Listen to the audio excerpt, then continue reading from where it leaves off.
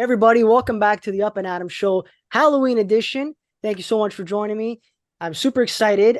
We have a reoccurring guest on the show. This is the third time on. Super excited. He's killing it, honestly. The past two movies he's done that came out, I would say, in about a 5-year span, have been awesome. And the most recent one has grossed over $15 million.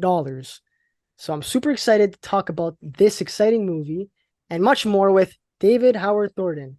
How's it Hey, going? I am doing well. I cannot complain. This is so awesome. I know we spoke back in 2020 and 2021. Yeah. So two times. It was a lot of fun. I remember back when you first came on, we were discussing Terrifier 2, Yeah. and it was a very highly anticipated film because the first one did so well. It grew such a mass audience, and I was super Mhm. excited for it to come out. Now, during that time span, because of COVID, I know there was a lot of it was like the production was on halt essentially, right? Right. Well, I know that you and Damien, what I heard actually was that you guys worked together actually on expanding pre-existing kills during that pandemic, that time. Can you tell us a little bit about that? Yeah, we still hadn't filmed the coroner's kill at the very beginning of the film, and well, we filmed like the very beginning part of it, but not the actual kill part of it. And the same going with Allie's kill in the bedroom, because all that ground, kind of grinded to a halt because of COVID. Because Damien, even before that, Damien had to take some time off to like build the prosthetics and everything needed for those. So the pandemic kind of gave us that opportunity to do that. So he's like, well, I got all this extra free time, might as well, go, full hog with all this stuff. So that's what we did, and we kind of changed those scenes around and added a lot more to them than was initially in the script. Yeah, it's so cool. And you had a lot of creative freedom with this character as well, right? Yeah, yeah. I had a lot, I know not total creative freedom, but a lot of creative freedom. Like Damien and I really work well together. It's like we're always constantly going back and forth with each other, like how we should tackle certain scenes with the character, et cetera, et cetera, et cetera. So there's a lot of freedom to be had there. Damien allows me a lot of room for experimentation and stuff like that. I feel like that's when the actors can really bring the best out of themselves, right? Mhm. Because they're given a script, they're given the character, but it's up to you to make the decision on how you could go about it. There's a thing actually that Quentin Tarantino said is actually really inspiring. I actually saw it today, so perfect timing for this. But he was saying that some actors, there's a misconception that some actors they believe that there's a million different ways to play a certain character, but he's Mhm. like, you know what? There's only like 3 or 4 ways max. Because you got to think, for example, I'm Adam Lupis. You may say something or do something to me. There's only about 3 or 4 different ways I can possibly react, not a million Mhm. different ways. So it's the same with your character, right? So, and especially since you don't talk at all, your character is all mind based. It's all with movement and everything. You essentially have to be creative based on your physicality. So that must be a Right. challenge in itself alone, right? It can be, but it oddly enough at the same time, it just comes naturally to me. So I don't even think about it too much. I just let whatever happen in the moment. Because what I do, even though I don't have lines, I'm making up my own dialogue in my head. So that just gives me things to play off of mentally, that it just makes things happen physically, organically. That's awesome. Yeah, and even a couple days ago, my girlfriend and I were watching Halloween, the original with Jamie Lee Curtis, who's the Mhm. Scream Queen. She's Of awesome. course, of course. Yeah, but one thing I've noticed, I want to get your opinion on this, and it's really interesting. That it's always the female protagonist that ends up surviving at the end. I'm not sure if you noticed that's always that's always the case. Yeah. But do you know why, or do you have a hunch as why filmmakers tend to do that?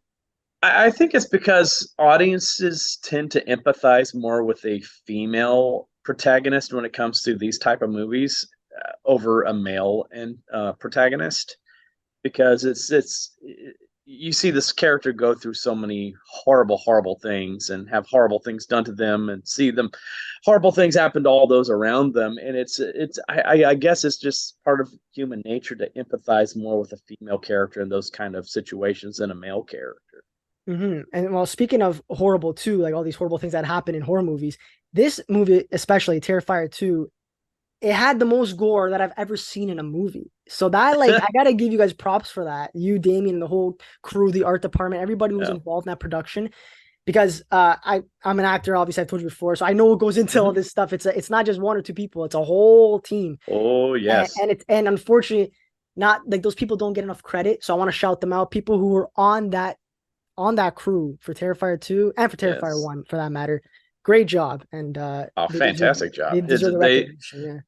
These are the people that go above and beyond. These are the unsung heroes. They don't get the recognition like the actors do. And these are the ones like, I'm sitting on set sometimes, for multiple hours doing nothing, just waiting to go on set. And while I'm sitting there waiting, these people are working their butts off, the whole entire time, setting everything up, constructing things, setting up, cameras, setting up the lighting the correct way, building the prosthetics, making sure everybody's getting their makeup on, all that kind of stuff. It takes a village for these movies to come together. Every single person on that set is essential and important. It's just the actors get the recognition or the director gets the recognition. It's the crew that's just equally important, if not more so in a lot of ways. Yeah, I'm very happy you said that because I totally agree too. And like I said about this film having so much gore, I like people were fainting and vomiting from this film, which again, Yeah, that means you guys did the right thing. You guys did it. You nailed it I guess so. and created it became a pop culture phenomenon, this film, honestly. But when it comes to maiming and stuff like that, I think there's not really a line that can be drawn. I guess you could say, 'cause especially the way we do it. Because I mean, I think we can get away with what we do because we also, we're very tongue in cheek with all of it. There's a little bit of humor behind it all, and I think that's if we didn't have the humor that we have in these movies, then yeah, these movies would be a lot more controversial, I guess you could say, due to the graphic nature of it all. So it's like I think yeah, just having that little bit of levity there helps us get away with a lot more. Yeah, absolutely. And I noticed you guys do it very creatively. Like the kills are unlike any other film. Typically, Hmm. typically in horror films, because it's a slasher film, right? So all the other slasher films is usually there's this guy with a knife going at it. Freddy was unique in its way because he was in the nightmares, does the stuff. But I think that the Terrifier franchise and the Saw franchise has the most intricate, interesting kills. Can you agree with something like Yeah. that? Or Oh, I definitely agree. God, I love the kill scenes in the Saw movies. Those are just so good. yeah, it makes you think like how can they keep coming up with this stuff? And Yeah. Oh my even with the gosh. Terrifier movies too, the first one with the girl hanging upside down and you sawing her in half, that Hmm. was like iconic. That became such an iconic scene. And even now with this one with Yeah. Ali's bedroom scene, again, you guys did something like that was it's like and you watch and you go, how did they think of that? Yeah. That's Damien. I mean, a lot of times he's finding inspiration from like real world kills that have happened throughout history. Like I know like the hacksaw scene that was inspired from a medieval torture method where they would actually do that to people. You see these like some artwork of where they would do that. They would actually take a saw blade and saw a person in half, upside down even. And I know like Ali's kill that was partially inspired by the Mary Kelly crime scene photos from Jack the Ripper, which are probably I believe the first crime scene photos ever made. And it's Damien tried his best to actually match up the pose of Allie at the end of that kill to Mary Kelly's body position on that bed when she was found by the investigators and stuff like that. And he wanted to deconstruct that crime scene photos. Like how did that happen? How did you get to that horrible, badly maimed something that looks not even looks human at that point? Yeah, I know. Honestly, yeah, it really puts you at the edge of your seat when you watch it, and then when you know Yeah. the backstory now that you told me the backstory, it makes it even worse. Like it makes Oh it even yeah. more like intense to watch. And but that scene especially, like yeah, so that was a complex scene for you guys to film, especially because I know that Yes. Damien he had to build that life size animatronic dummy. The entire room was a set. It wasn't even a real bedroom or something like that. Yes. I heard. Yeah. Yeah. Yeah. It's a good thing that was a set because that room got destroyed with blood. Oh my goodness. What other challenging scenes were hard for you as a film? I would say the one scene that we all thought was going to be really hard and difficult to film ended up being a really fun week for us, and that was the whole entire Clown Cafe scene. Because there were so many, elements to that scene, a lot of stunt work, and we had people literally being lit on fire and stuff like that. And we're like, oh god, this is too many moving parts. We had too many extras and stuff like that we're having to do squibs on and stuff like that. And we were stressing over doing that scene, and that ended up being the easiest week on set for all of us. It just everything seemed to flow naturally that week. And we Oh, had so much fun doing it too. I got to set a person on fire and shoot a Tommy gun in the same day, so I had a blast doing that. that's awesome. Kicking it back old school, man. The Tommy guns, Oh yeah, that's old school gangster. oh yeah, oh yeah. I was in my head thinking of that scene from The Mask where he turns the balloon into the Tommy gun. I was like, Tommy gun. You know It was what's so reminded much of too? fun. It reminds me of the in Home Alone. Remember, it's like, I'm gonna give you to the count of three to get Yep. your lousy yellow, no good taste of my property. My Tommy gun don't, and he just blasts everybody. Oh yeah, oh yeah. We were definitely making those jokes that day on set. I hope you were. Definitely. Come on, Yeah. you got Oh yeah. God, yeah. Yeah. It was a lot of fun. That was a lot of fun. Yeah, filthy animal. Well, Christmas Just is like, coming, man. I can't wait. That's why I'm saying those oh, jokes now because it's coming Christmas. So, oh but I'm always gonna yeah. be in that. I'm always gonna be in the Halloween spirit. But these films, what I like about it a lot too, they're not just again like I keep going back to this because it's true.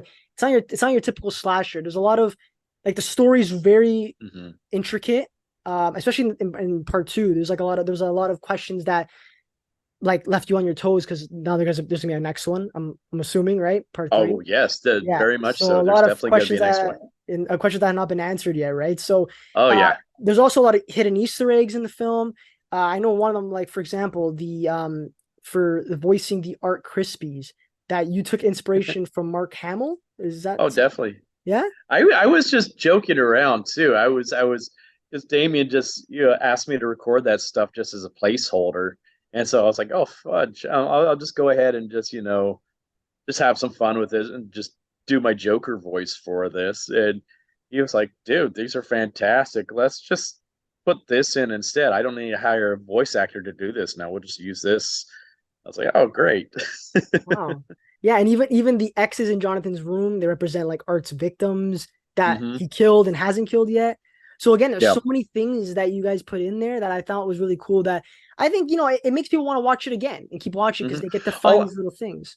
one of my favorite Easter eggs is Damien's Alfred Hitchcock moment in the movie where he makes an appearance in the movie, and it's in the whole scene where Sienna's getting just in her bedroom scene. You see this big poster on the wall of Queen Phoenix. That's Okay, a gender swap Damien Leone. I have to Yeah, look at that again. Wow. yeah. It's the big the face of this female on there. That's actually they did that one of those little face algorithm things where you switch Oh your yes, yeah, gender. yeah, yeah, yeah, yeah. Yeah, and that's what Damien ended up looking like, and so that's a little Easter egg in the film that's actually Damien. Oh my goodness. Yeah, it's I didn't smart even though. know it. I didn't even. It's like I was on set that day, and our set designer and costume designer Olga was just like, Dave, do you see the Easter egg to Damien? And I'm like looking right at it. I'm like, I don't see it. She's like, it's right in front of me. Like, I don't see it. And she's like, it's Queen Phoenix. I'm like, oh shit, that's amazing.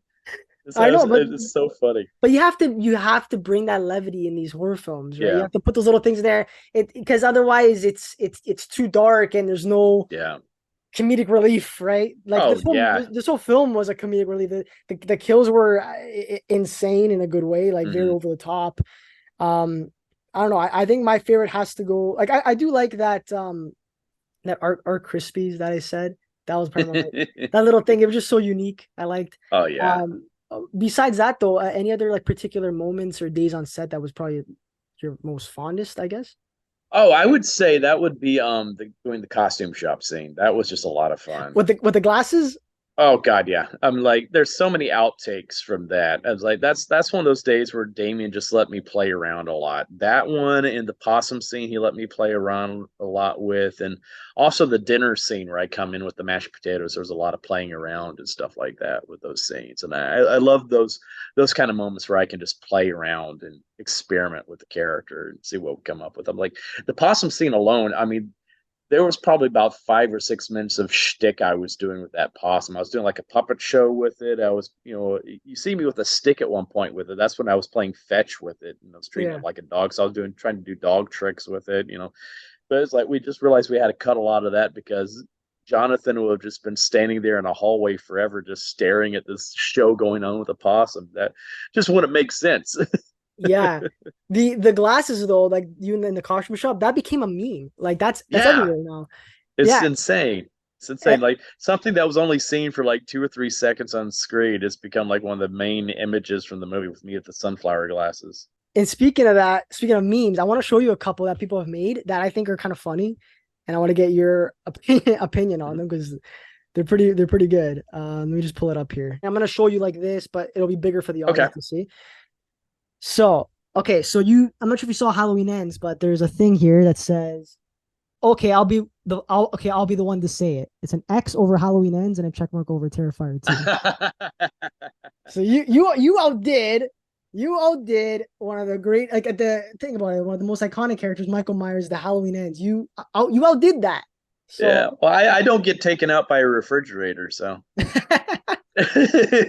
oh man, I know. Listen, I don't want to obviously bash that. I feel bad, but like I'm sure you have the same. I'm sure you have the same opinion as me. We'll leave it at that because I Oh yeah. wasn't too happy about that one. But there's that one.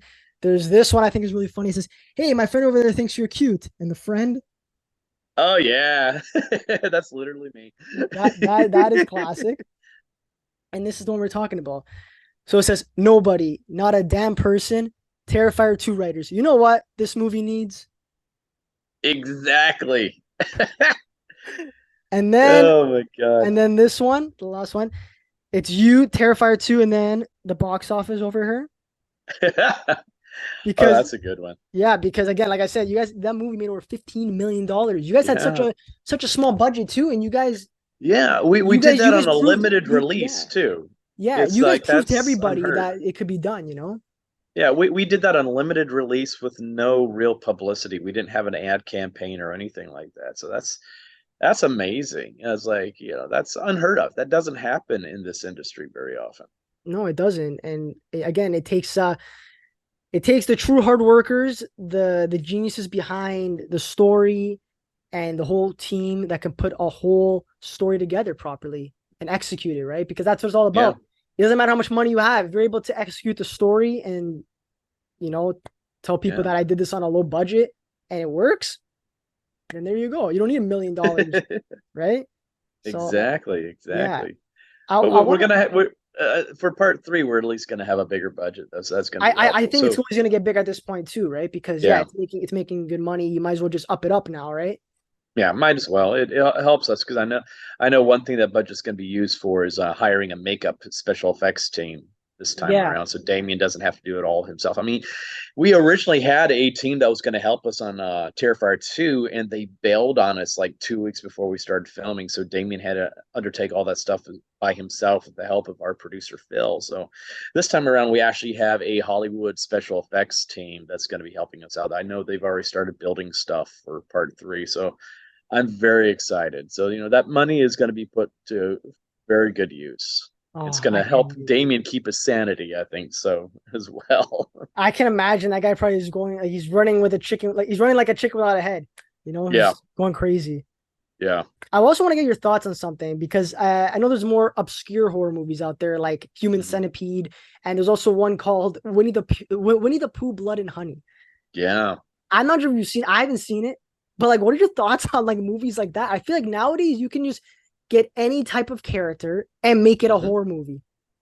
Oh yeah, I love the idea. I love that. I mean, I did one of those type of movies too. I did The the mean Grinch, the one. mean one, yeah, Yeah, exactly, exactly. I think it's fun. yeah. It's like it's fun to like. I think I kind of like seeing something that was typically very innocent, being turned in such a dark way. I find some kind of joy in that, I guess you could say. So, yeah, I love the idea of doing those kind of things. With horror, it's doing some new things with this genre that need to be done. It's just like I like seeing people being ambitious and trying new things like that. So I'm all for it. Oddly enough, I was approached to play Tigger in Blood and Honey 2, but I couldn't do it due to SAG regulations, and that Yes. sucked. I was so on board to do it. I was so excited, but it's SAG Ah, it because it's made outside of the U.S. and they just wouldn't give me the okay to do it. And I was like, dang it.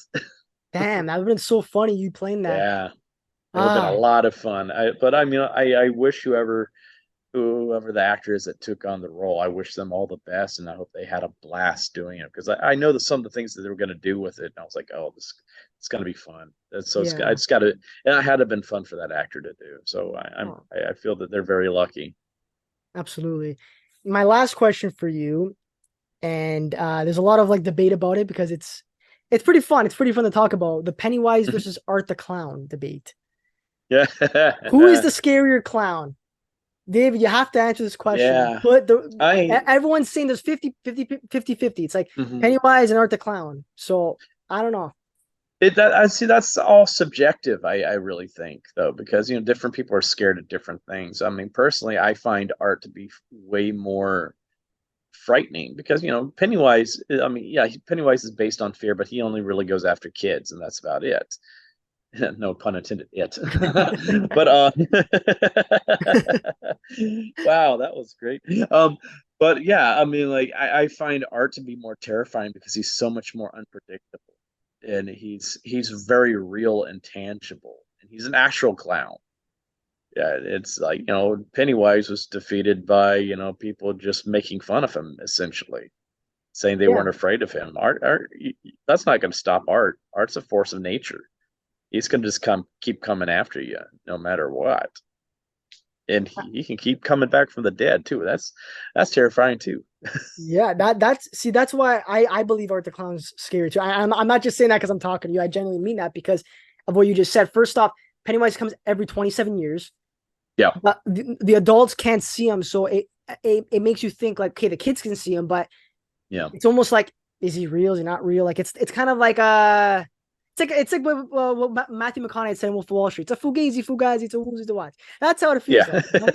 So it's like that, and also too at the end, it kind of felt like it was a great movie. I loved the one with oh what's his God, me name? too. With Skarsgård there. I don't know. Skarsgård, yeah, Yeah, Bill Skarsgård. Bill good. Yes, yeah. And but yeah, like at the end, how the kids ended up just beating them. Yeah, it was cool, but it didn't end off like it didn't leave me feeling a certain way with as with Terrifier. It's like this clown's a real person. It's like Yeah, doesn't talk, and like I don't know, it's just something about him. It's just creepy. And I think it's like yeah, you're constantly smiling too. You're never letting hmm down that smile, which is like cynical, you know? yeah, That's my opinion. yeah. I like your opinion. Yes. Yes.